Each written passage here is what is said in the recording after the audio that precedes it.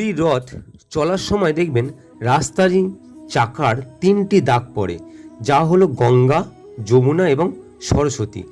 যারা বার্ধক্যজনিত কারণে বা অন্যান্য কারণে রথের দড়ি ধরতে পারে না, তারা যদি চাকার এই 3টি দাগের ধূলি গ্রহণ করেন, এই ত্রিধামে গড়াগড়ি দেন, তাহলে গঙ্গা, যমুনা এবং সরস্বতীর আশীর্বাদ লাভ করেন। রথের দড়ি বা রশি হলো বাসকী, যে জন্য বলা হয় রথের দড়ি ধরলে পুণ্য হয়। মূলত বাসকীর কৃপা লাভ হয়। আর রথ তৈরি হয় 206টি কাঠ দিয়ে।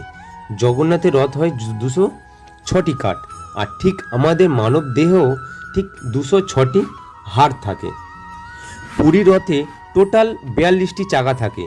বলরামের রথে থাকে 14টি, জগন্নাথের রথে থাকে 16টি এবং সুভদ্রার রথে থাকে 12টি।